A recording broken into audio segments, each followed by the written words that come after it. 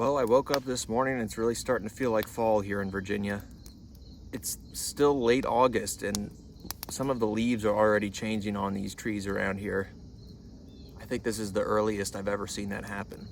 Anyways, feels like a really nice day for a scenic drive out into the country. Figure I'll enjoy my coffee here by the fire for a few minutes and then hit the road. But before I do that, I want to give you guys some tips on how to not just go enjoy a scenic drive, but how to determine where you're going to drive to begin with. And I guess what I have in mind here in terms of a scenic drive is really just somewhere where you can get away from your hometown a little bit, get away from, if you live in the city, get away from the city. If you live in suburbs, get away from the suburbs. Just somewhere you can drive out in the country that has pretty scenery.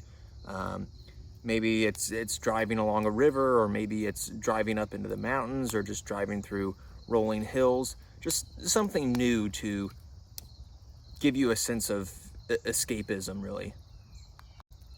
And the other thing is, scenic drives are so great because a lot of times on your day off from work, you might just feel too physically tired to go for a long hike or to go kayaking or doing something more exerting outdoors. But a scenic drive, you can still sort of be outside, be out there in the wild a little bit, but not exert yourself physically, just driving around and enjoying the scenery.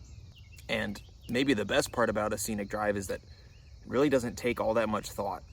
Today, I'm just gonna get in my car and start driving.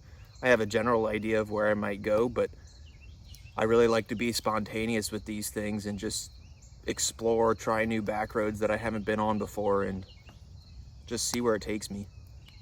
But if you are looking for a more grounded way of figuring out where you want to do a drive like this, the best advice I could give is to just go on to Google Maps or Apple Maps or something and turn on the terrain feature so you can see the sort of topography of the landscape, and that'll give you a sense of where some interesting features are that you might want to drive by, whether it be a river or a certain mountain ridge line or something that you want to go drive by. And chances are there's somewhere within a 30-minute to 1 hour drive of you that you're going to be able to find something unique that you maybe haven't seen before. And if you find somewhere in particular that you want to go explore on a drive like this, I'd also advise you to take a longer way to get to that point.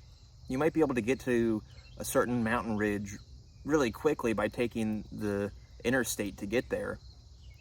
But for me, part of the purpose of going on these drives is to escape a little bit, to not worry about the time of day it is, and to really just feel like I'm relaxing and adventuring for the purpose of adventuring. So by taking the longer route or the more scenic route to get to your scenic drive, I think you're going to feel a lot more relaxed and a lot more at ease. You're not driving with a purpose, is the whole point. Like always with my videos, I'm really just trying to encourage you to get outside, go do something adventurous. And with a scenic drive, it's super easy just because you don't have to go somewhere as grand as a national park to experience, beauty outside.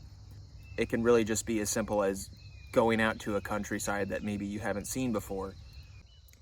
All right, well, I'm gonna go hit the road and see where I end up today.